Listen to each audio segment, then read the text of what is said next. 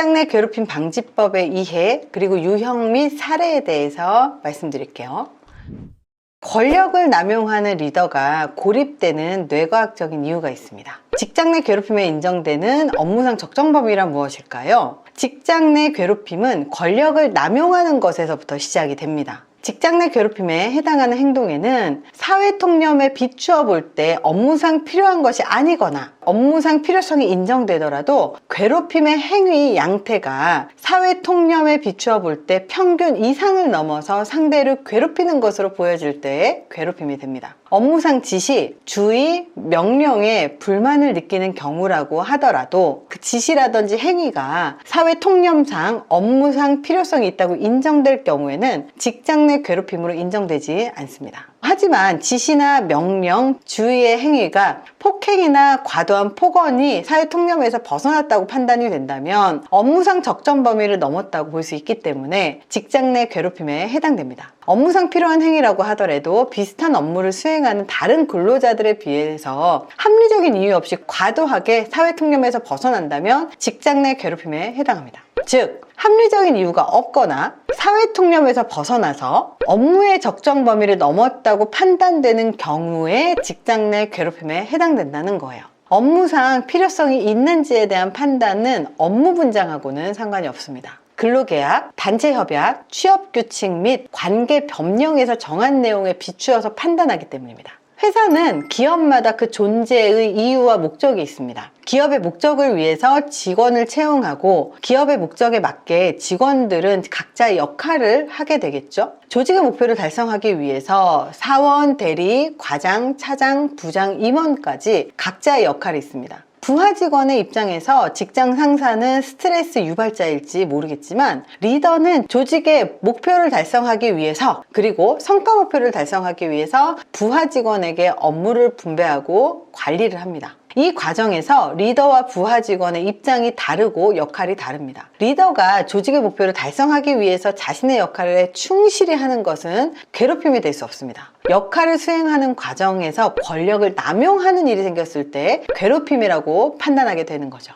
권력 남용은 병입니다. 신경정신의학계에서는 과도한 권력 남용을 권력 중독이라고 설명합니다. 한국도 미국처럼 권력 중독에 대한 공식적인 진단 기준과 치료 전략을 만들어야 한다고 주장합니다. 미국은 권력 중독에 의한 문제에 대한 인식이 확산되면서 권력 중독의 특징과 치료법에 관한 연구가 진행되고 있습니다. 위스콘신 대학의 심리학자 데이비드 웨이너 박사에 따르면 권력 중독자는 자신의 권력과 통제를 조금이라도 침범당했다고 생각이 들면 불같이 화를 내기도 하고 자신의 의견에 약간의 비판을 하더라도 자신의 지위와 권력에 대한 도전으로 간주해서 보복하는 경향이 있는 상태로 정의합니다. 특히 권력이 없던 사람이 권력을 갖게 되었을 때 나타나는 전형적인 권력 중독 현상이 보인다고 말을 합니다. 자신을 존경하는 모습이 보이지 않는 사람에게 어떤 식으로든 보복을 하는 갑질은 전형적인 권력 중독의 현상입니다.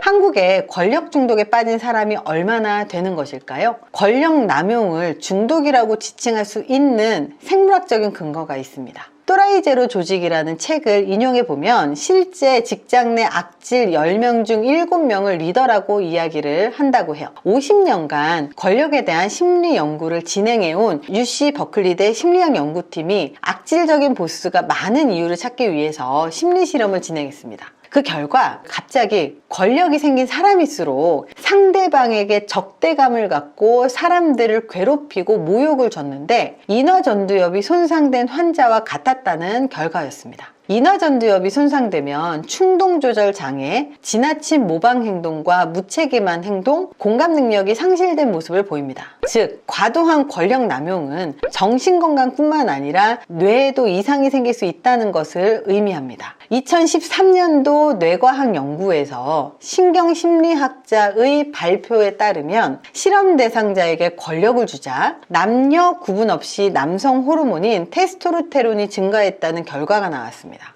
권력을 남용하는 갑질을 자주 하면 도파민이 비정상적으로 분비되면서 공감 능력이 상실되고 실패를 두려워하지 않게 되면서 오직 목표 달성에만 매달리는 부작용이 생긴다고 설명했습니다. 이렇게 권력을 남용하는 리더는요, 고립이 될 수밖에 없는 뇌과학적인 이유가 있다는 거예요. 그래서 직장 내 괴롭힘에 해당되는 업무상 적정 범위라고 하는 건 권력을 남용하는 영역에서부터 적정 범위를 넘었다라고 보는 게 합리적이겠죠? 신체적, 정신적 고통을 주거나 근무 환경을 악화시키는 행위의 범위에 대해서 말씀드릴게요. 직장 내 괴롭힘은 신체적, 정신적 고통을 주거나 근무 환경을 악화시키는 행위라고 정의했습니다. 예를 들어서 창고나 옥상에 책상을 옮기고 혼자 근무하게 한다거나 책상을 치워버려서 업무를 수행하기 적절한 환경이 아닐 경우 근무 환경이 악화된 것으로 볼 수 있습니다.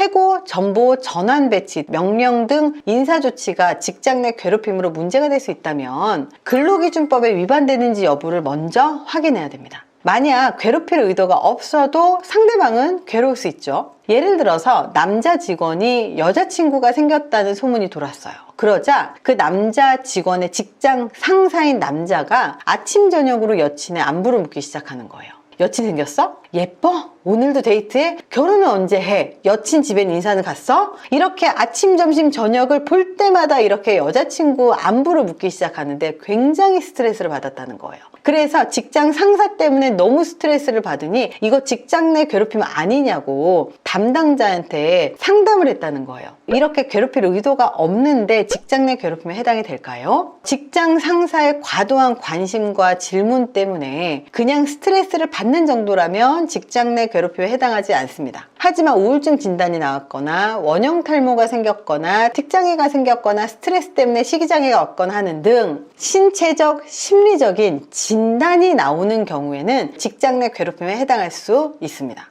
괴롭힐 의도가 있던 없던 자신의 행동으로 인해서 상대방이 심각하게 스트레스를 받거나 진단이 나올 정도라면 공감 능력의 문제죠. 캐나다의 윌프리드 로리어 대학의 심리연구팀은 심리실험과 함께 자기 공명 단층 촬영을 통해서 뇌 활동을 측정했습니다. 권력을 가졌던 상황을 떠올린 사람은 떠올리지 않은 사람과 비교했을 때 거울 뉴런이 거의 작동하지 않았습니다. 거울 뉴런은 인간의 공감 능력과 사회적인 행동에 가장 핵심적인 역할을 하는 중요한 영역입니다. 거울 뉴런은 1990년대 이탈리아 과학자들의 원숭이 실험을 통해서 밝혀냈는데요. 거울로 상대방을 보듯이 타인의 행동을 따라하는 신경세포가 거울 뉴런입니다. 권력 중독인 사람은 부하 직원이 느끼는 고통을 거의 공감하지 못하는 것과 일치했다는 건데요. 이렇게 공감 능력이 떨어지고 권력을 남용해서 사람들을 괴롭히는 사람은 약물로 치료할 수가 있습니다.